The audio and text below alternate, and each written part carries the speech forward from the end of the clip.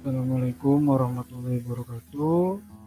Perkenalkan, nama saya Yuda Yasa Afrizal Biano, NIM 130 49 475. Pada kesempatan kali ini saya akan menjelaskan tugas besar mata kuliah pembelajaran mesin part 1, yaitu clustering. Untuk yang pertama itu ada import libraries dan read data.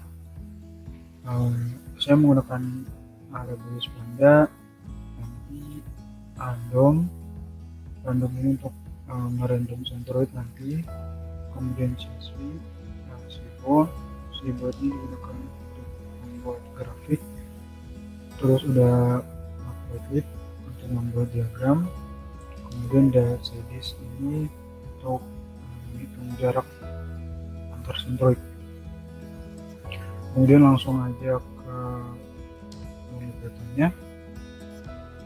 Dan untuk read data ini namanya data kendaraan dari CSV kendaraan lain.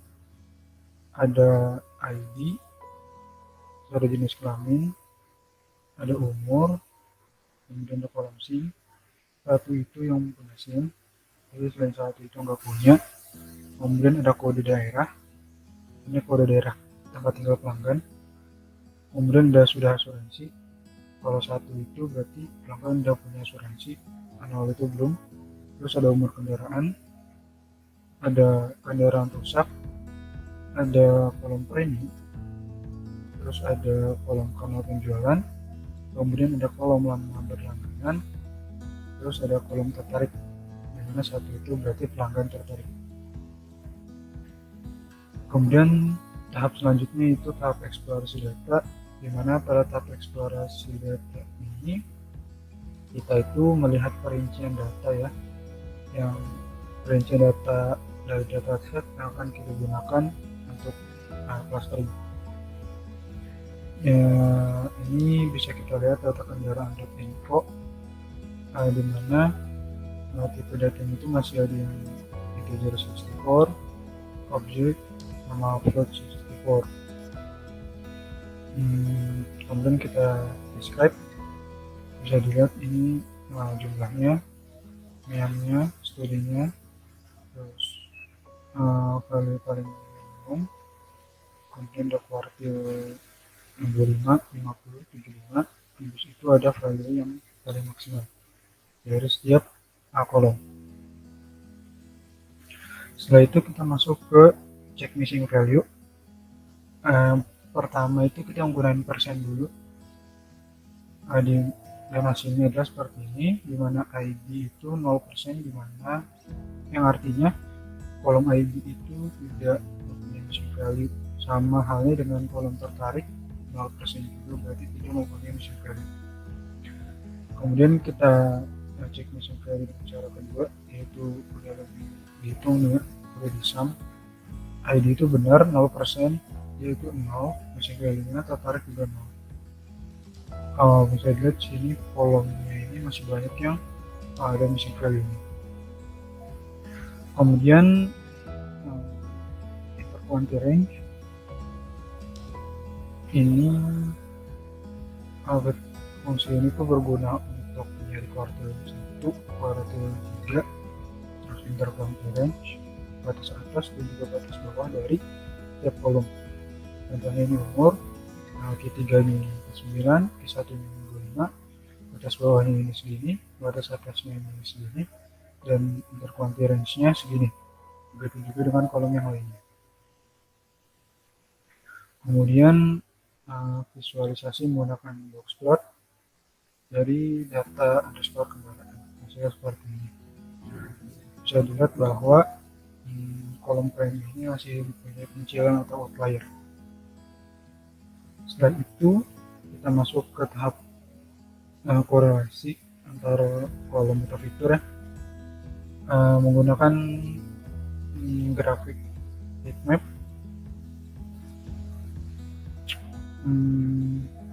Bisa dilihat di sini kolom umur dan kanal penjualan itu paling terang, Artinya hubungan antara umur dan kanal penjualan ini sangat kuat. Begitu juga dengan kolom yang satu, terus kolom yang hampir mendekati angka 1, semakin gelap semakin kuat, semakin terang juga semakin kuat. Nah, kemudian kita masuk ke tahap kedua, yaitu persiapan data. Pada tahap persiapan data ini, semua problem yang ada di tahap eksplorasi data ini kita handling untuk mempersiapkan dataset pada saat tahap clustering nanti. Dengan pertama ini saya mendrop fitur atau kolom yang tidak dipakai. Saya mendrop kolom ID, SIM, dan tertarik karena menurut saya tidak ada korelasinya. Bukan tidak ada sih, kurang. Korelasinya kurang. Kemudian kita masuk ke fungsi encoder. Nah, karena kan kalau kita lihat nih, jenis kelamin masih ada 6, kendaraan masih ada 6, terus umur kendaraan nih bentuknya masih kategorik gitu, bukan numerik. Nah, maka kita pakai encoder ini untuk mengubah data tersebut menjadi numerik. Contohnya, umur kendaraan nih, kalau umur kendaraannya kurang dari setahun, kasih angka 0. 1 sampai 2 tahun kasih angka 1, lebih dari 2 tahun itu angka 2. Terus yang kendaraan rusak, kalau dia pernah berarti dia dikasih angka 1, selain itu berarti 0. Yang jenis kelamin, kalau dia pria itu 1, selain pria berarti 0. Hasilnya seperti ini. Bisa dilihat umur kendaraan yang 00 ini berarti dia itu kurang dari setahun. Terus jenis kelamin 0 ini artinya dia itu selain pria itu berarti wanita. Sama ya kayak data wanita juga, terus kurang dari setahun. Nah, setelah kita inisiasi menjadi numerik, kita buat heatmapnya lagi.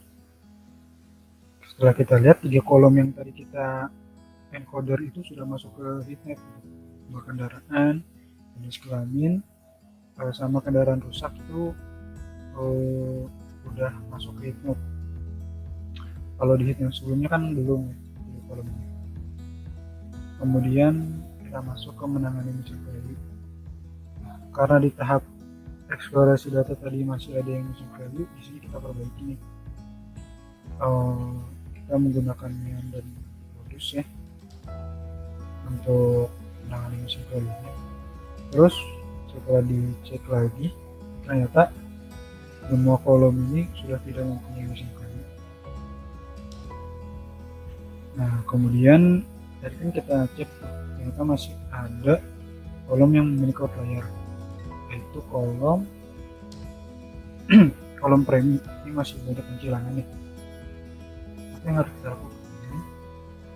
Yang harus kita lakukan adalah menangani outlier premi. Bisa dilihat di sini sebelum menangani outliernya.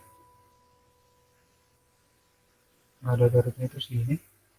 Setelah ditangani outlier, datanya begini. Dan hasil box plot sesudah ditangani pencilannya itu adalah seperti ini. Saya lihat udah nggak ada pencilannya lagi ya. Nah, ini hasilnya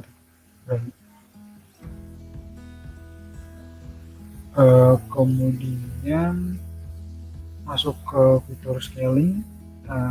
Pada tahap ini saya menggunakan min-max diagram ya. Fungsinya itu adalah membuat range 0 antara 0 sampai dengan 1. Kan kalau data sebelumnya ini masih bentuknya masih begini nih, prime itu masih begini tuh, produk kanal penjualan masih begini. Setelah dilakukan scaling itu jadi kayak gini antara 0 sampai 1 aja gitu. Kemudian tahap selanjutnya itu saya memilih kolom untuk di clustering. Saya memilih kolom umur dan kanal penjualan karena pada heatmap yang pertama tuh korelasinya kuat nih, jadi saya pakai kolom itu. Nah, kita masuk ke K-mean clustering.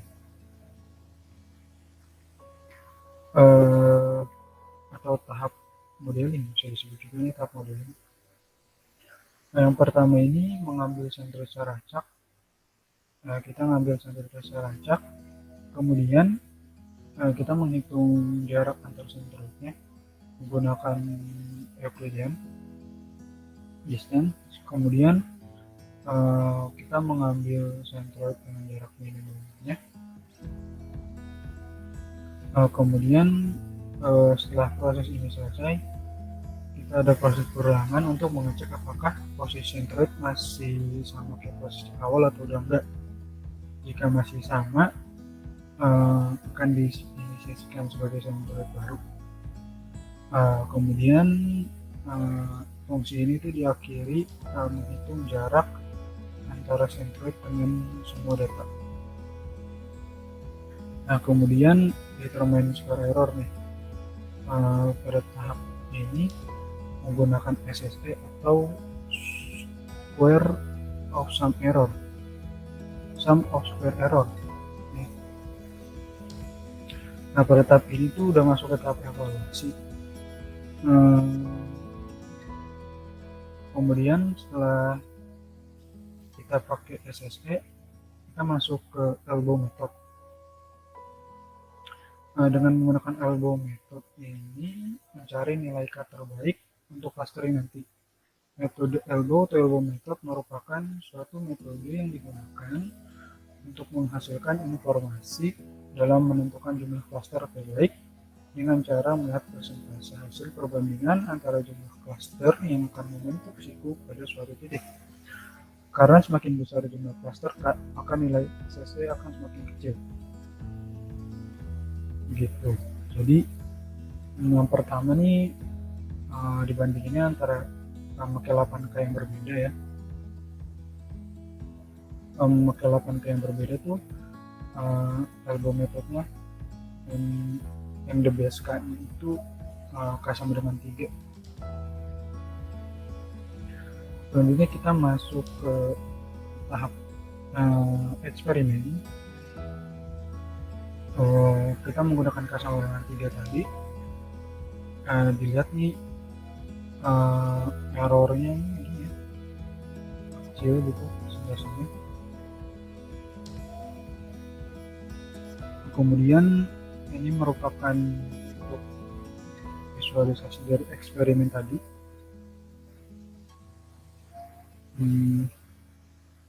Dengan K-nya sama dengan 3 akan menghasilkan clustering plot dengan cluster 1 itu biru, cluster 2 orange, cluster 3 hijau, cluster kemudian untuk centroidnya itu yang warna hitam.